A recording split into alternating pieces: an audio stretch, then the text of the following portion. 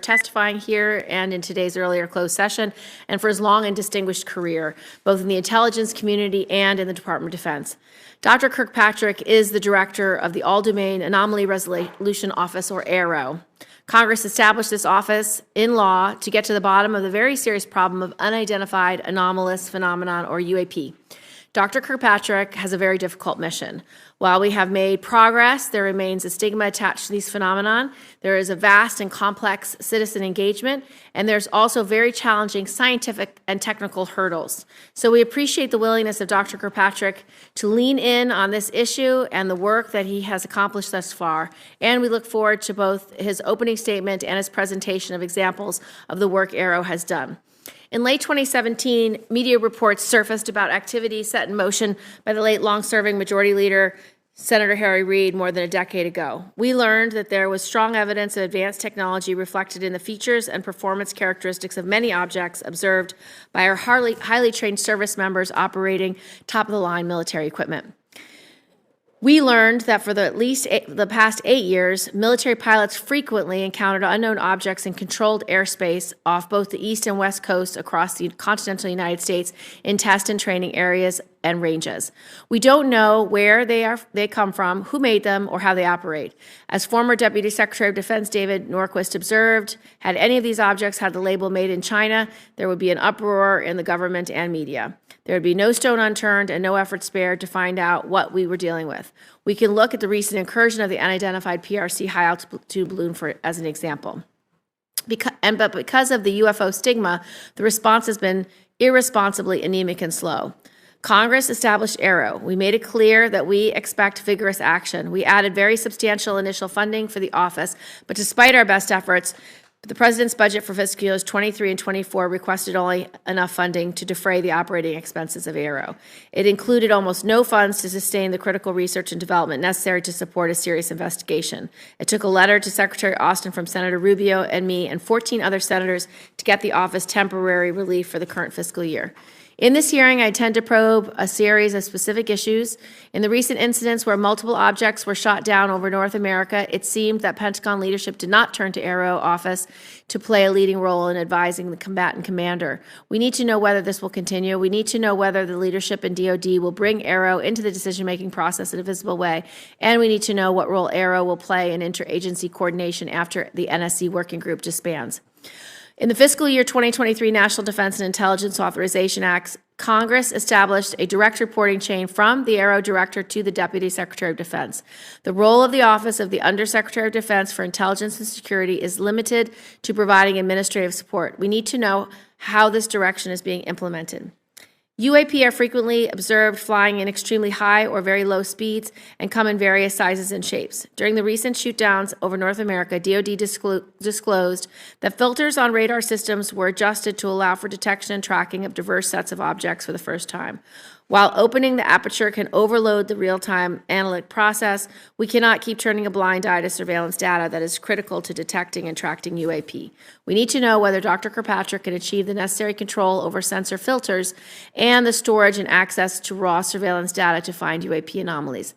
Finally, one of the tasks Congress set for AARO is serving as an open door for witnesses of UAP events or participants in government activities related to UAPs to come forward securely and disclose what they know without fear of retribution for any possible violations of previously signed non-disclosure agreements. Congress mandated that AARO set up a publicly discoverable and accessible process for safe disclosure.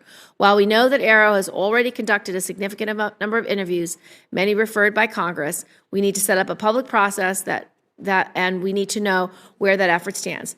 With that, I'd like to turn to Senator Ernst for her opening statement. Thank you, Madam Chair, and thank you, Dr. Kirkpatrick, for your testimony today. I'll keep these remarks very brief so that we have maximum time for your briefing. The recent downing of the Chinese surveillance balloon and 3 other objects underscores the need for domain awareness. Adversaries like China and Russia are working to hold U.S. interests, including our homeland, at risk. That's why your testimony is so important, and I so look forward to a progress update on the establishment of your office. As members know, your office evolved from the Navy-led Unidentified Aerial Phenomena Task Force to the All-Domain Anomalous Resolution Office, known as AARO. Dr. Kirkpatrick, your extensive background in science and technology, research and development, and space makes you well-suited to discuss these emerging challenges. My priority is that we understand the full range of threats posed by our adversaries in all domains. That is what the Joint Force needs to be prepared to fight and win in defense of our nation. This committee needs to know about Chinese or Russian advanced technology programs to exploit our vulnerabilities, and it needs to know whether your office, along with the IC, has detected potential Chinese or Russian capabilities to surveil or attack us. Finally, we need to ensure efficient interagency coordination. Multiple elements of the DoD and IC own a piece of this mission. To add value, AARO's efforts cannot be redundant with others. Thank you again. We look forward to your testimony. Dr. Kirkpatrick, you can give your testimony.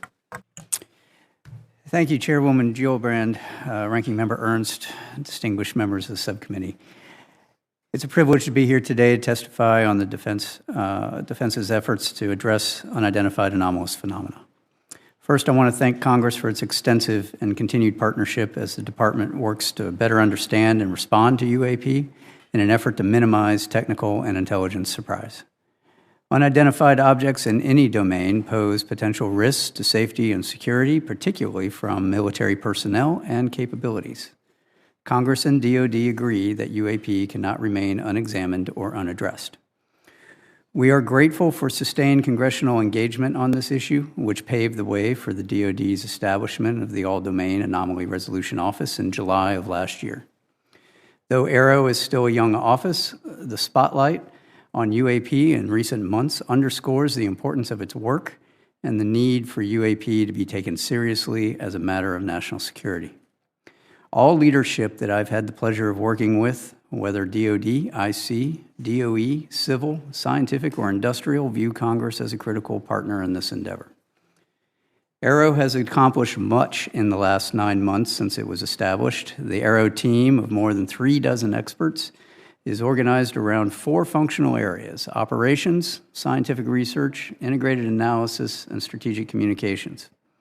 In the 9 months since AARO's establishment, we've taken important steps to involve and improve UAP data collection, standardize the department's UAP internal reporting requirements, and implement a framework for rigorous scientific and intelligence analysis, allowing us to resolve cases in a systematic and prioritized manner. Meanwhile, consistent with legislative direction, AARO is also carefully reviewing and researching the U.S. government's UAP-related historical record. AARO is leading a focused effort to better characterize, understand, and attribute UAP, with priority given to UAP reports by DoD and IC personnel in or near areas of national security importance. DoD fully appreciates the eagerness from many quarters, especially here in Congress and in the American public, to quickly resolve every UAP encountered across the globe, from the distant past through today. It's important to note, however, AARO is the culmination of decades of DoD, intelligence community, and congressionally directed efforts to successfully resolve UAP encountered first and foremost by U.S. military personnel, specifically Navy and Air Force pilots. The law establishing AARO is ambitious, and it will take time to realize the full mission. We cannot answer decades of questions about UAP all at once, but we must begin somewhere. While I assure you that AARO will follow scientific evidence wherever it leads, I ask for your patience as DoD first prioritizes the safety and security of our military personnel and installations in all domains. After all, a UAP encountered first by highly capable DoD and IC platforms, featuring the nation's most advanced sensors, are those UAP most likely to be resolved by my office, assuming the data can be collected. If AARO succeeds in first improving the ability of military personnel to quickly and confidently resolve UAP they encounter, I believe that in time we will have greatly advanced the capability of the entire United States government, including its civilian agencies, to resolve UAP. However, it would be naive to believe that the resolution of all UAP can be solely accomplished by the DoD and IC alone. We will need to prioritize collection and leverage authorities for monitoring all domains within the continental United States. AARO's ultimate success will require partnerships with the interagency, industry partners, academia, and the scientific community, as well as the public. AARO is partnering with the services, intelligence community, DOE, as well as civil partners and across the U.S. government to tap into the resources of the interagency. The UAP challenge is more an operational and scientific issue than it is an intelligence issue. As such, we are working with industry, academia, and the scientific community, which bring their own resources, ideas, and expertise to this challenging problem set. Robust collaboration and peer review across a broad range of partners will promote greater objectivity and transparency in the study of UAP. I want to underscore today that only a very small percentage of UAP reports display signatures that could reasonably be described as anomalous. The majority of unidentified objects reported to AARO demonstrate mundane characteristics of balloons, unmanned aerial systems, clutter, natural phenomena, or other readily explainable sources. While a large number of cases in our holdings remain technically unresolved, this is primarily due to a lack of data associated with those cases. Without sufficient data, we are unable to reach defendable conclusions that meet the high scientific standards we set for resolution, and I will not close a case that I cannot defend the conclusions of. I recognize that this answer is unsatisfying to those who in good faith assume that what they see with their eyes, with their cameras, and with their radars is incontrovertible evidence of extraordinary characteristics and performance. Yet time and again, with sufficient scientific quality data, it is fact that UAP often, but not always, resolve into readily explainable sources. Humans are subject to deception and illusions, sensors to unexpected responses and malfunctions, and in some cases, intentional interference. Getting to the handful of cases that pass this level of scrutiny is the mission of AARO. That is not to say that UAP, once resolved, are no longer of national security interest, however. On the contrary, learning that a UAP isn't of exotic origin, but is instead just a quadcopter or balloon, leads to the question of who is operating that quadcopter and to what purpose. The answers to those questions will inform potential national security or law enforcement responses. AARO is a member of the department's support to the administration's Tiger Team effort to deal with stratospheric objects such as the PRC high-altitude balloon. When previously unknown objects are successfully identified, it is AARO's role to quickly and efficiently hand off such readily explainable objects to the intelligence, law enforcement, or operational safety communities for further analysis and appropriate action. In other words, AARO's mission is to turn UAP into SEP, somebody else's problem. The U.S. government, the DoD and the IC in particular, has tremendous capabilities to deal with those encountered objects. In the wake of the PRC HAB event, the interagency is working to better integrate and share information to address identifiable stratospheric objects, but that is not AARO's lane. Meanwhile, for the few cases in all domains, space, air, and sea, that do demonstrate potentially anomalous characteristics, AARO exists to help the DoD, IC, and interagency resolve those anomalous cases. In doing so, AARO is approaching these cases with the highest level of objectivity and analytic rigor. This includes physically testing and employing modeling and simulation to validate our analyses and underlying theories, then peer reviewing those results within the U.S. government, industry partners, and appropriately cleared academic institutions before reaching any conclusions. I should also state clearly for the record that in our research, AARO has found no credible evidence thus far of extraterrestrial activity, off-world technology, or objects that defy the known laws of physics.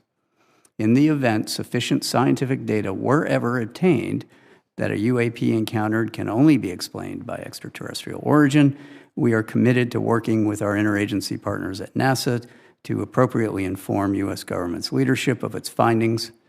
For those few cases that have leaked to the public previously and subsequently commented on by the U.S. government, I encourage those who hold alternative theories or views to submit your research to credible peer-reviewed scientific journals. AARO is working very hard to do the same. That is how science works, not by blog or social media. We know that there is tremendous public interest in UAP and a desire for answers from AARO. By its very nature, the UAP challenge has for decades lent itself to mystery, sensationalism, and even conspiracy. For that reason, AARO remains committed to transparency, accountability, and to sharing as much with the American public as we can, consistent with our obligation to protect not only intelligence sources and methods, but U.S. and allied capabilities. However, AARO's work will take time if we are committed to do it right. It means adhering to the scientific method and the highest standards of research integrity. It means being methodical and scrupulous. It means withholding judgment in favor of evidence. It means following the data where it leads, wherever it leads. It means establishing scientific peer-reviewed theoretical underpinnings of observed data, and AARO is committed to all of those standards. I'm proud of AARO's progress over the last 9 months. Much remains to be done, but the hard work is underway. Thank you for your continued support. And before we turn to questions, I'm going to walk you through some of our analytical trends in a couple of cases that we've prepared. So one of the things that AARO does is high integrity analysis, as I've said. This chart represents the trend analysis of all the cases in AARO's holdings, right, to date. What you'll see on the left is a histogram of all of our reported sightings as a function of altitude. So most of our sightings occur in the 15 to 25,000 foot range, and that is ultimately because that's where a lot of our aircraft are. On the far right upper corner, you'll see a breakout of the morphologies of all of the UAP that are reported. Over half, about 52% of what's been reported to us, are round orb spheres. The rest of those break out into all kinds of different other shapes. The gray box is essentially there's no data on what its shape is. Either it wasn't reported or the sensor did not collect it. The bottom map is a heat map of all reporting areas across the globe that we have available to us. What you'll notice is that there is a heavy, what we call collection bias, both in altitude and in geographic location. That's where all of our sensors exist. That's where our training ranges are, that's where our operational ranges are, that's where all of our platforms are. In the middle, what we have done is reduce the most typically reported UAP characteristics to these fields, mostly round, mostly 1 to 4 meters, white, silver, translucent, metallic, 10,000 to 30,000 feet, with apparent velocities from stationary to Mach 2. No thermal exhausts usually detected. We get intermittent radar returns, we get intermittent radio returns, and we get intermittent thermal signatures. That's what we're looking for and trying to understand what that is. Next slide. So I'm going to walk you through 2 cases that we've declassified recently. This first one is an MQ-9 in the Middle East, observing that blow up, which is an apparent spherical object via EO sensors. Those are not IR. If you want to go ahead and click that and play it, you'll see it come through the top of the screen. There it goes, and then the camera will slew to follow it. You'll see it pop in and out of the field of view there. This is essentially all of the data we have associated with this event from some years ago. It is going to be virtually impossible to fully identify that just based off of that video. Now, what we can do and what we are doing is keeping that as part of that group of 52% to see what are the similarities, what are the trends across all of these, do we see these in a particular distribution, do they all behave the same or not? As we get more data, we will be able to go back and look at these in a fuller context. How are we going to get more data? We are working with the Joint Staff to issue guidance to all the services and commands that will then establish what are the reporting requirements, the timeliness, and all of the data that is required to be delivered to us and retained from all of the associated sensors. That historically hasn't been the case, and it's been happenstance that data has been collected. Next slide. This particular event, South Asia MQ-9, looking at another MQ-9, and what's highlighted there in that red circle is an object that flies through the screen. Unlike the previous one, this one actually shows some really interesting things that everyone thought was truly anomalous to start with. First of all, it's a high-speed object that's flying in the field of regard of two MQ-9s. Second, it appears to have this trail behind it, all right, which at first blush you would think that looks like a propulsion trail. In reality, if you want to play the first slide, we'll show you what that looks like in real time, our first video. So we're looking at that. There it goes. Why don't you play it again and then pause it halfway through? Right there. All right, if you might be able to see that trail there behind it. That's actually not a real trail. That is a sensor artifact.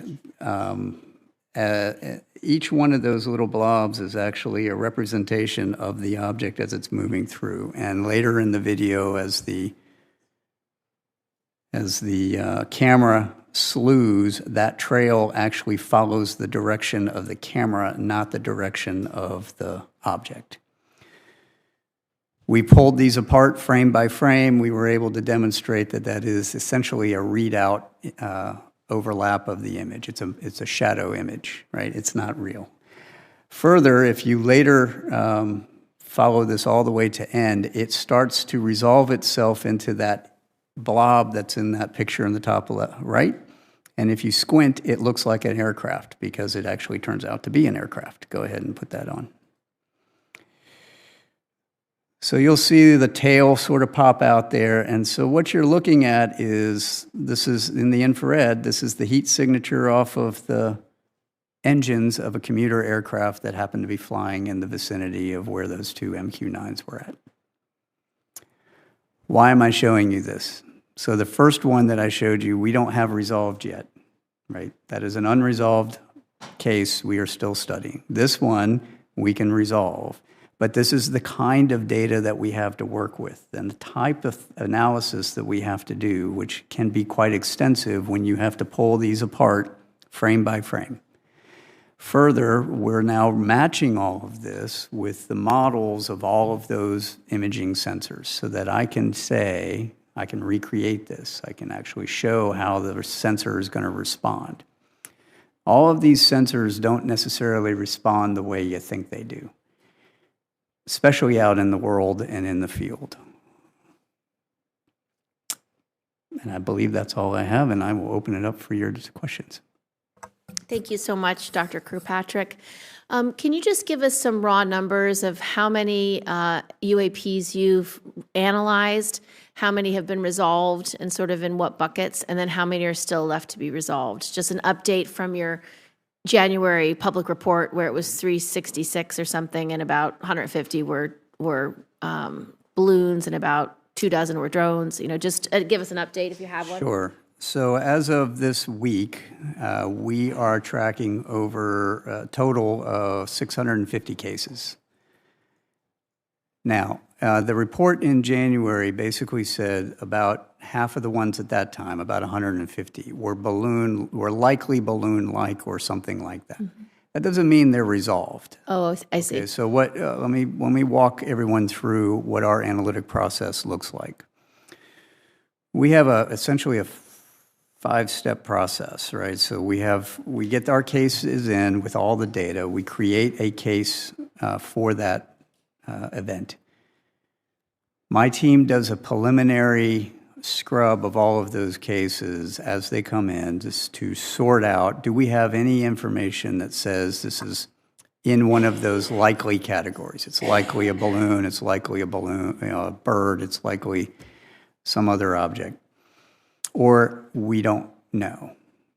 Then we prioritize those based off of where they are. Are they attached to a national security area? Does it show some anomalous phenomenology that is of interest? If it's just a spherical thing that's floating around with the wind and it has no payload on it, that's going to be less important than something that has a payload on it, which will be less important than something that's maneuvering, right? So there's sort of a hierarchy of just binning the priorities because we can't do all of them at once. Once we do that and we prioritize them, we take that package of data in that case, and I have set up two teams. Think of this as a red team, blue team, or a competitive analysis. I have an intelligence community team made up of intelligence analysts, and I have an S&T team made up of scientists and engineers and the people that actually build a lot of these sensors, or physicists, because if you're a physicist, you can do anything, right? But they're not associated with the intel community. They're not intel officers. So they look at this through the lens of the sensor, of what the data says. We give that package to both teams. The intelligence community is going to look at it through the lens of the intelligence record and what they assess, and their intel tradecraft, which they have very specific rules and regulations on how they do that. Scientific community, technical community is going to look at it through the lens of what is the data telling me? What is the sensor doing? What would I expect a sensor response to be? And back that out. Those two groups give us their answers. We then adjudicate. If they agree, then I am more likely to close that case if they agree on what it is. If they disagree, we will have an adjudication. We'll bring them together, we'll take a look at the differences, we'll adjudicate why do you say one thing and you say another. We will then come to a case recommendation. That'll get written up by my team. That then goes to a senior technical advisory group, which is outside of all of those people, made up of senior technical folks and intel analysts and operators from retired out of the community. And they essentially peer review what that case recommendation is. They write their recommendations, that comes back to me, I review it, we make a determination, and I'll sign off one way or the other. And then that will go out as the case determination. Once we have an approved web portal to hang the unclassified stuff, we will downgrade and declassify things and put it out there. In the meantime, we're putting a lot of these on our classified web portal, where we can then collaborate with the rest of the community so they can see what's going on. That's, in a nutshell, that is the process, right? So because of that, that takes time. So of those over 650, we've prioritized about half of them to be of anomalous, interesting value. And now we have to go through those and go, how much do I have actual data for?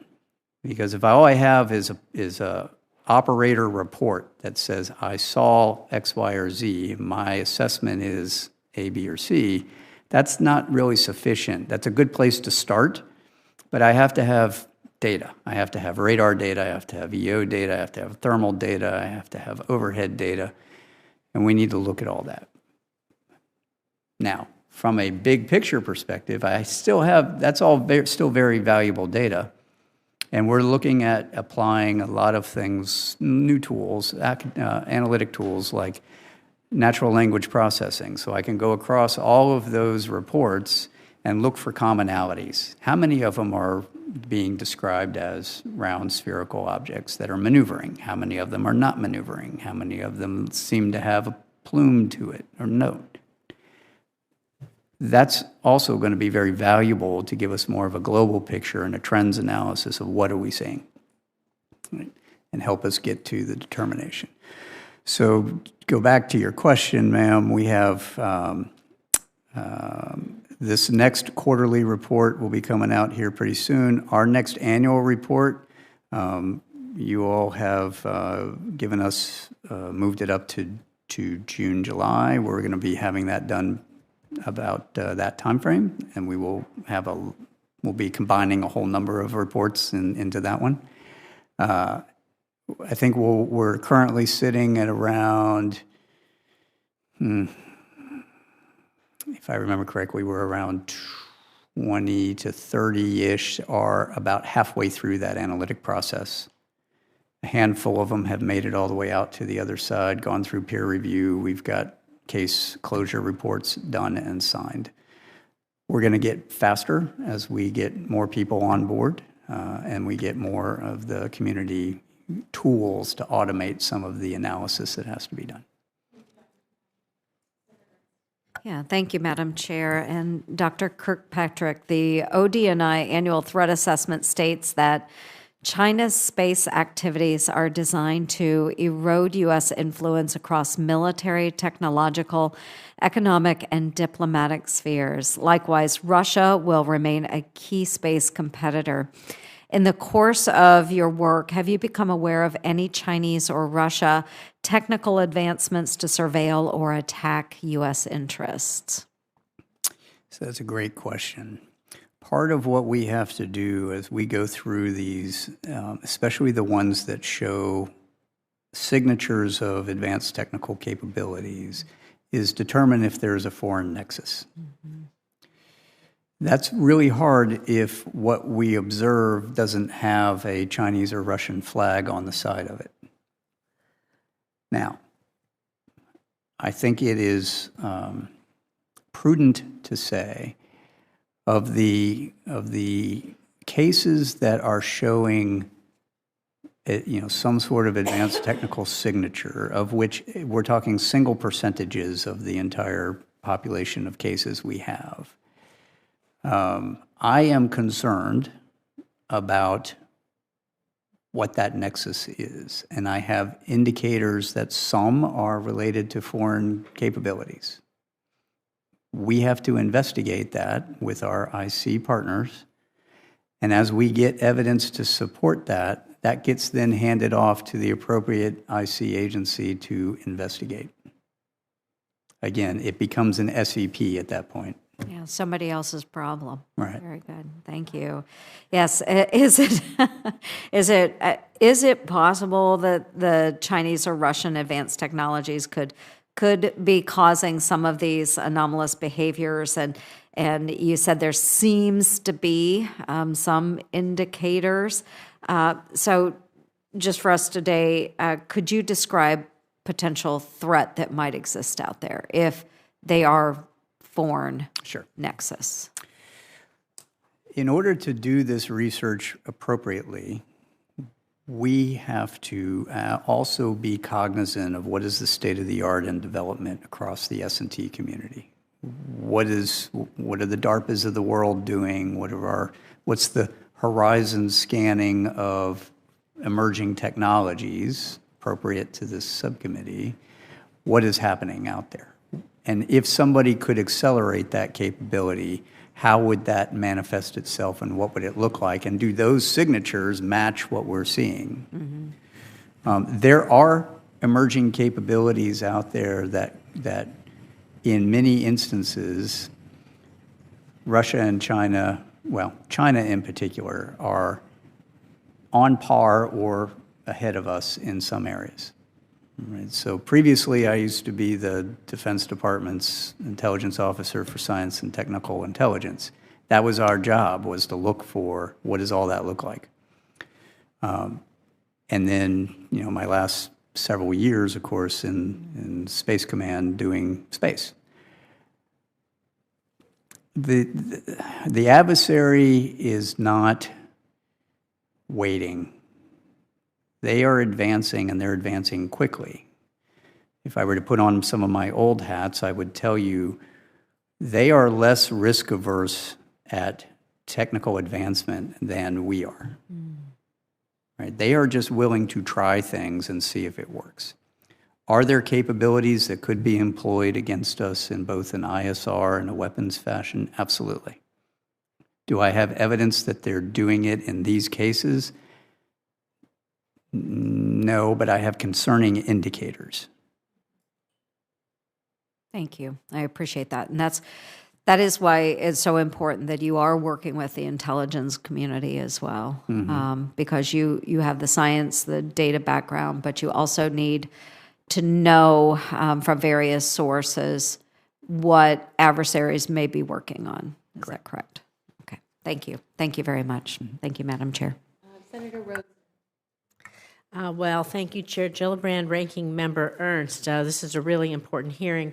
I'd like to thank you, Dr. Kirkpatrick, for your service to the country, and as a former systems analyst myself, I really appreciate your flow chart, the description of the process, and particularly the trends analysis going forward, how that's going to help us.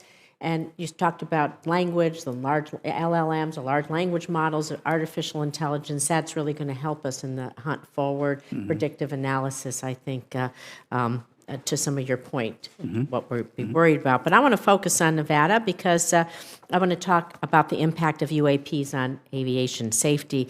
So when it comes to unidentified aerial phenomena, one of my first concerns is really about the safety of Nevada's military aviator.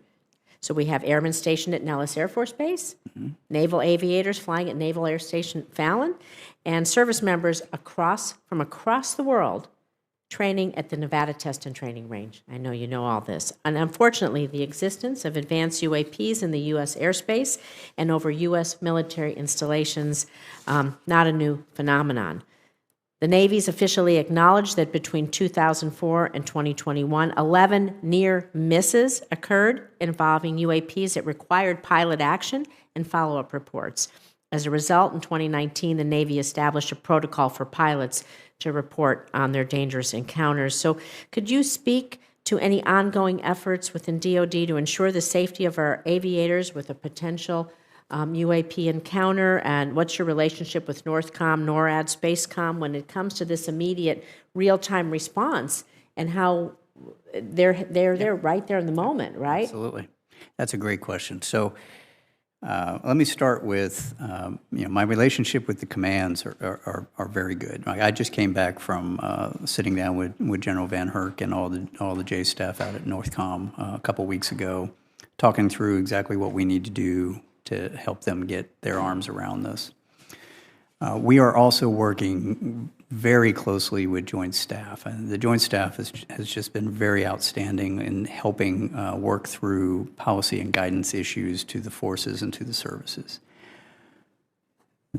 And I would like to just make sure that we message back to all of the operators the importance of their reporting and the fact that you're about to get a bunch of new requirements that we're issuing through the Joint Staff on all of the data that we're going to need you to save and report back to us. It is invaluable, and we are working to try to take the most advantage of that to learn what it is that we're trying to mitigate. To get directly to your question, first thing that we're doing is normalizing our reporting, right? We're standardizing our reporting and the requirements associated with that. Guidance from the Joint Staff, I think, goes out maybe this week, maybe next week, that we've been working with them for some months that does exactly what I just said. It gives them timelines, it gives them requirements, it gives them, here's all the data you have to have, and you got to retain it. The next thing that comes after that is a plan ord that will go out to the commands for mitigation and response. So there's a couple of things that we have to do. One, I need to work with the commands and with the IC and with our outside of our DoD and IC partners to extend our collection posture targeted at some of these key areas that you saw on that heat map.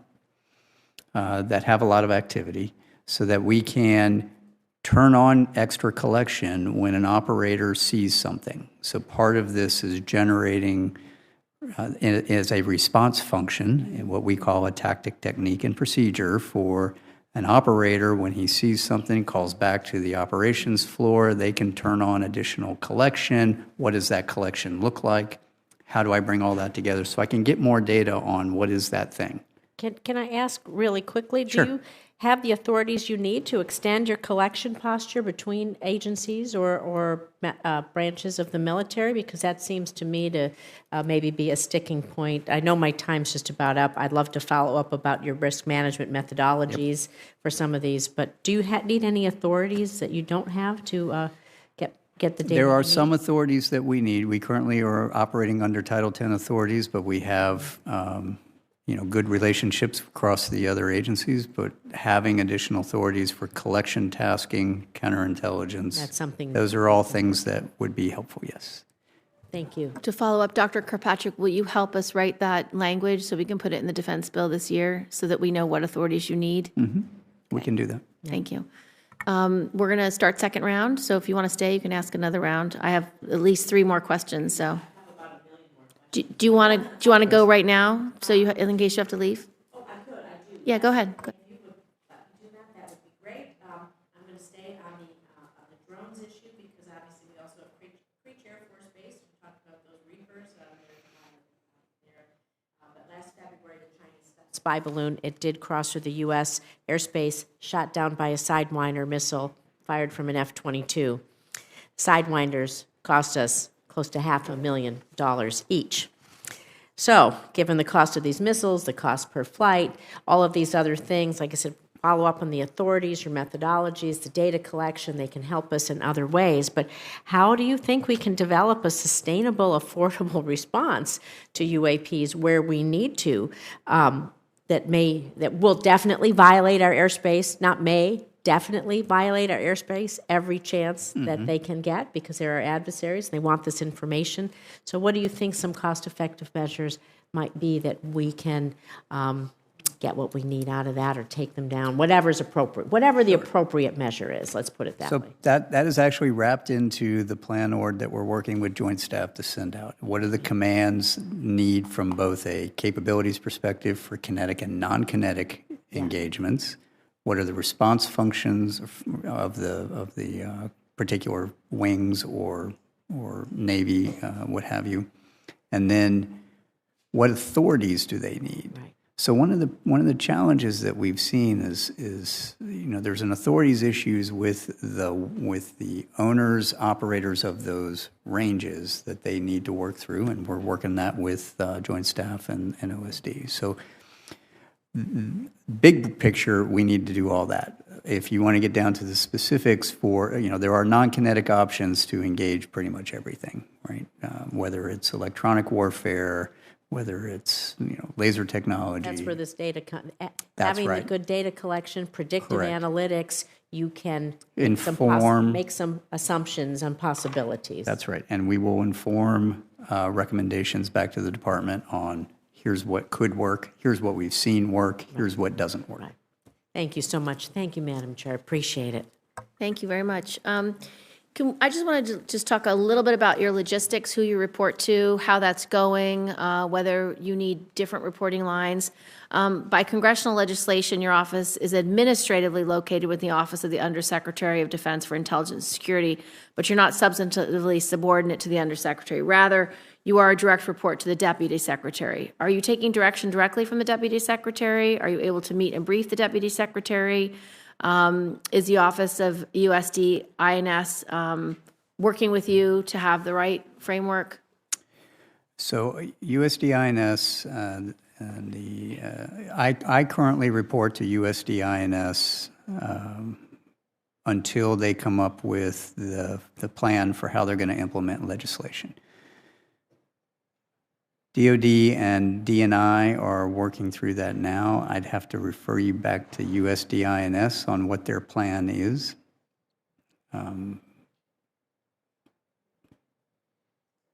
Do I need to update your reporting structure in the next defense bill, or is this something that you think will work its way out, or does it need further clarity? I think they're planning on coming back to you with an answer on what that plan is, and I think at that time that will inform what you want to do.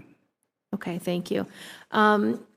As you know, Dr. Kirkpatrick, Congress has mandated that your office establish a discoverable and accessible electronic method for potential witnesses of UAP incidents and potential participants in government UAP-related activities to contact your office and tell their stories.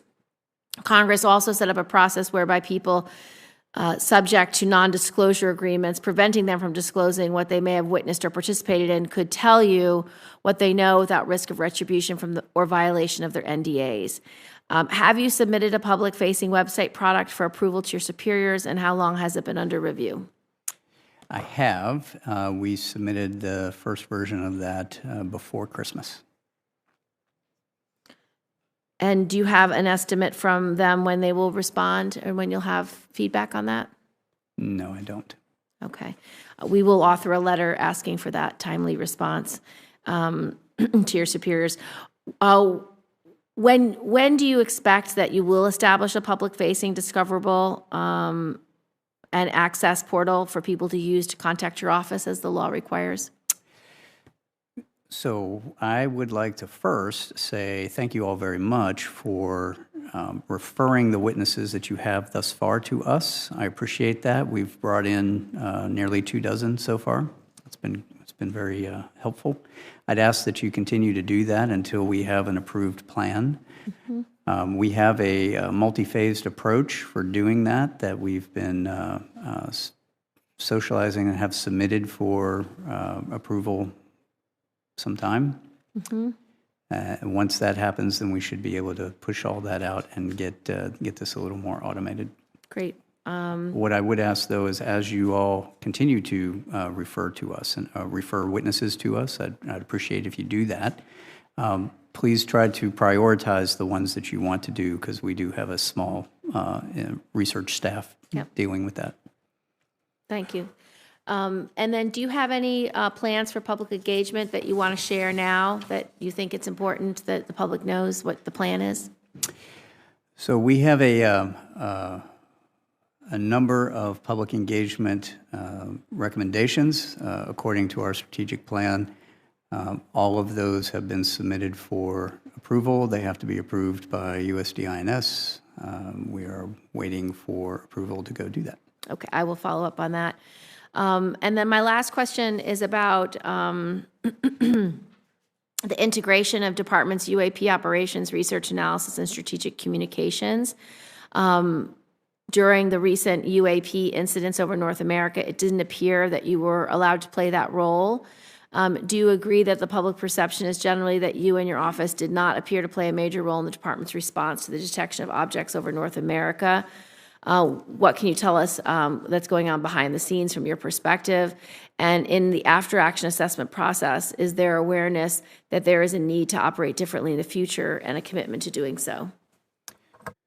When the objects were first detected, I got called by Joint Staff Leadership to come in late one night to review events as they were unfolding and to give them an assessment based on what we knew at that time. I did that, worked with the Director of Joint Staff, the J2 and the J3 that night and over the couple of following days on what are the types of things that we are tracking from an unidentified object perspective, what databases do we use, those sorts of things for known objects, known tracking. Beyond that, the response, I would have to refer you back to the White House for the decision on how they did the response. We did not play a role in what you would respond, other than that initial, advice on what we are seeing and how we are seeing it. Thank you, Madam Chair. Dr. Kirkpatrick, I know that your office has gotten a lot of attention recently, and of course, any new agency, there tends to be a push to increase size and funding. We want to make sure that you're able to meet your goals, but what I also need to ensure is that we're not duplicating or replicating existing functions and creating redundancy within DoD.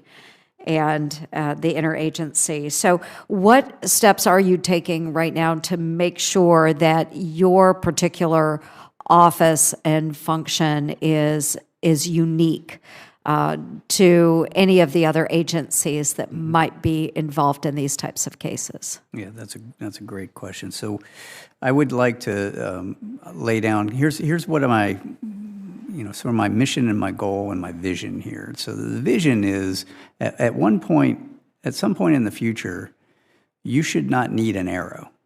If I'm successful in what I'm doing, we should be able to normalize everything that we're doing into existing processes, functions, agencies, and organizations, and make that part of their mission and their role. Right now, the niche that we form is really going after the unknowns. I think you articulated it early on, this is a hunt mission for what might somebody be doing in our backyard that we don't know about. All right, well, that is what we are doing. Right, but at some point, we should be able to normalize that. That's why it's so important, the work we're doing with joint staff, to normalize that into DoD policy and guidance. We are bringing in all of our interagency partners. So NASA is providing a liaison for us. I have FBI liaison. I have O.S.I.R.I.S liaison. I have service liaisons. Half of my staff come from the IC. Half of my staff come from other scientific and technical backgrounds. I have DOE. And so what we're trying to do is ensure, again, as I make UAP into SEP, they get handed off to the people that is their mission to go do, so that we aren't duplicating that. I'm not going to go chase the Chinese high-altitude balloon, for example. That's not my job. It's not an unknown, and it's not anomalous anymore. Now it goes over to them. Right. Very good. Thank you, Madam Chair. Thank you. I wanted just to follow up on the filters for surveillance. Outside observers have speculated that DoD sets filters on certain sensors to eliminate objects that are moving really fast or slow, because what we are looking for militarily are conventional aircraft and missiles. UAP that doesn't fit into these programs would thereby be weeded out and never noticed. This speculation was proven to be true during the UAP incidents over North America, where DoD publicly acknowledged that we were able to start seeing these UAPs only when we opened up these filters. Obviously, our military operators cannot be overloaded with objects that are not conventional aircraft or missiles. Can you nonetheless make sure that the raw data is being captured and subsequently processed, so that your office knows what's really out there? And is that going to cost money? Will you expect to pay for that money out of AARO's budget? One of the key tenets that we're trying to do in our science plan is understand what those signatures are.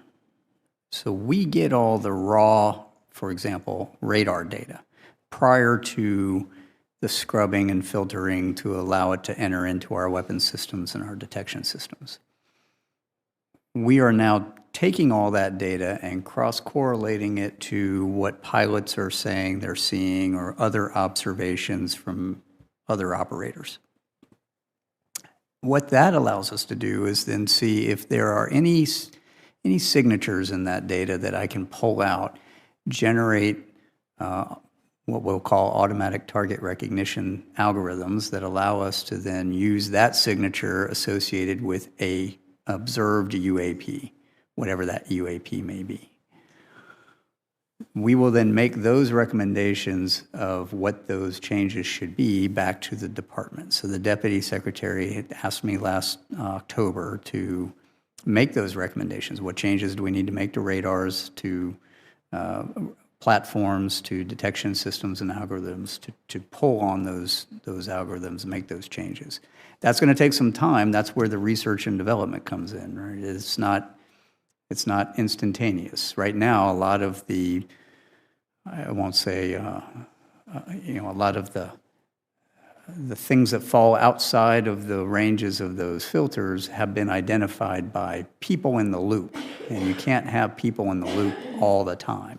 It's just not cost effective. So part of our budget is working through what does that look like, and then making those recommendations back to the big program offices for them to put into changes in acquisition.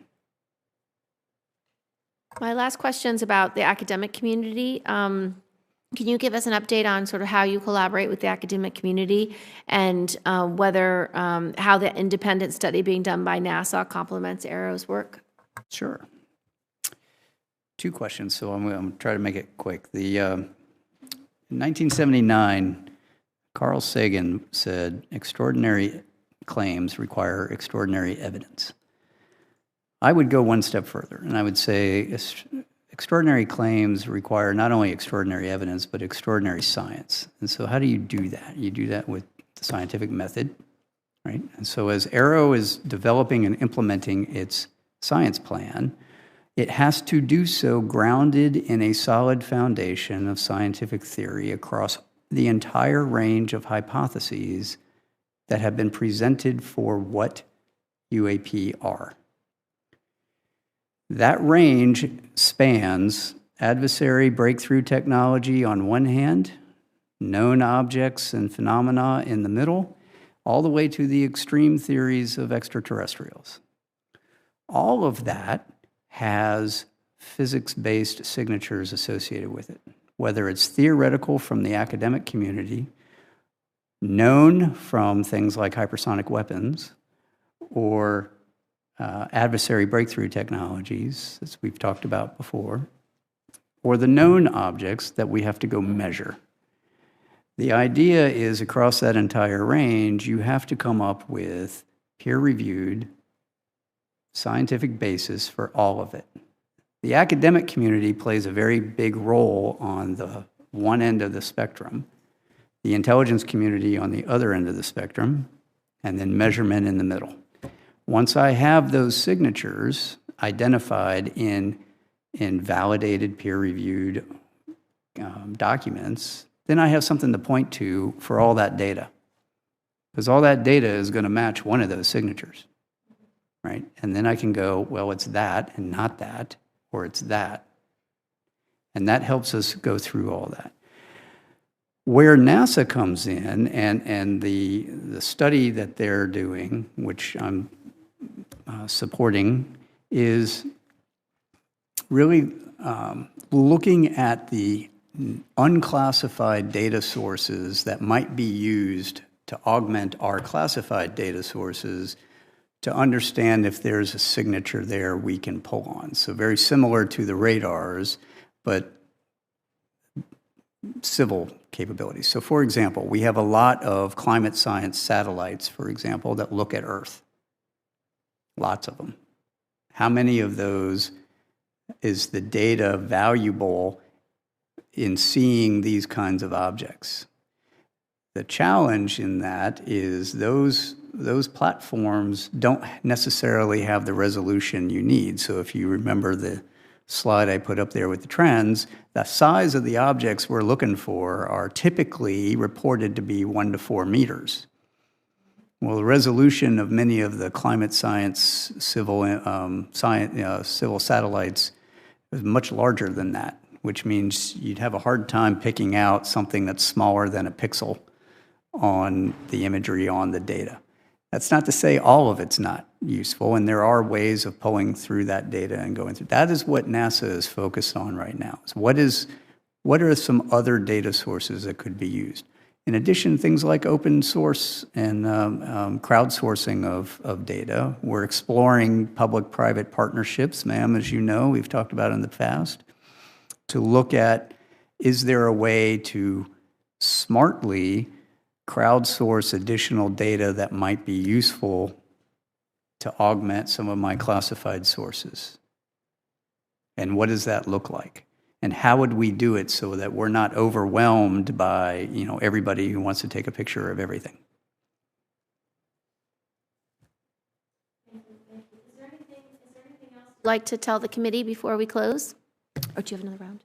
Yeah. Do you have anything else you'd like to tell the committee before we close? Thank you very much for allowing us to come and share a little bit of insight into what AARO is up to and what we're doing. I hope to be able to share a whole lot more in the future. We have a lot of work to do, so if you don't hear from me outside, it's because we've got a lot of work to do. Well, thank you so much, Dr. Kirkpatrick. Thank you for the hearing. Thank you. Excuse me.